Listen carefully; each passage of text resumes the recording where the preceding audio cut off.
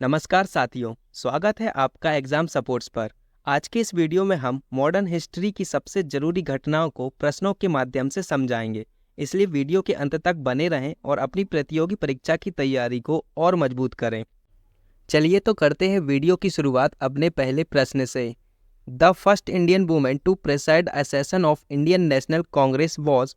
भारतीय राष्ट्रीय कांग्रेस के सत्र की अध्यक्षता करने वाली पहली भारतीय महिला कौन थी?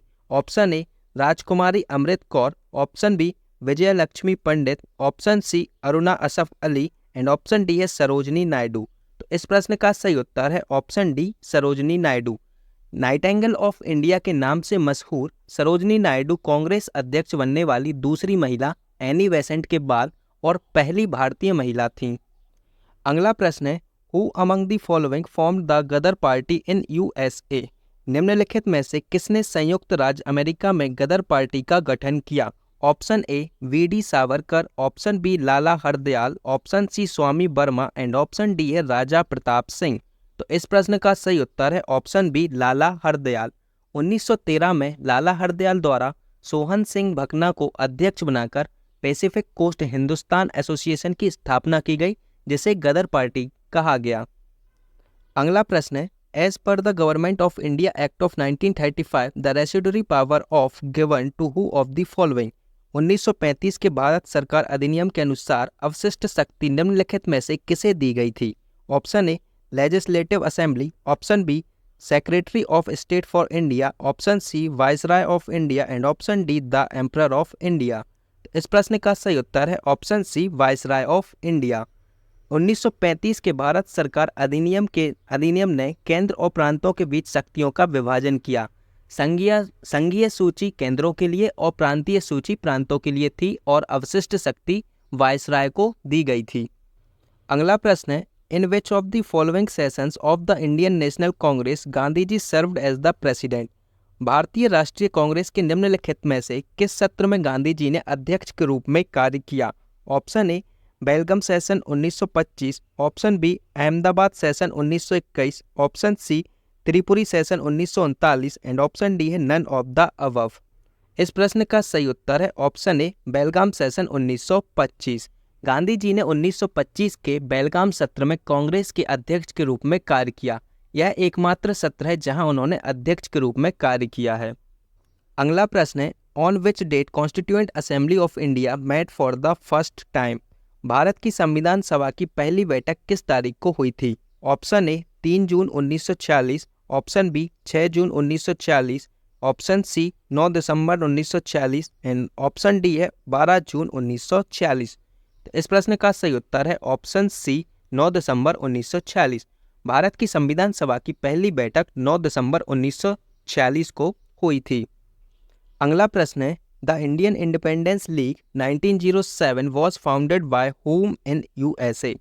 इंडियन इंडिपेंडेंस लीग 1907 की स्थापना संयुक्त राज्य अमेरिका में किसके द्वारा की गई थी? Option A Taraknath Das, option B Raja Mahendra Pratap, option C Subhash Chandra Bose and option D है रस बिहारी बोस। इस प्रश्न का सही उत्तर है option A Taraknath Das. Indian independence league की स्थापना संयुक्त राज्य अमेरिका में तारकनाथ दास द्वारा की गई थी। अगला प्रश्न है in which battle was Siraj ud Daula defeated by Lord Clive. Siraj ud Daulah को लॉर्ड क्लाइव ने किस युद्ध में हराया था?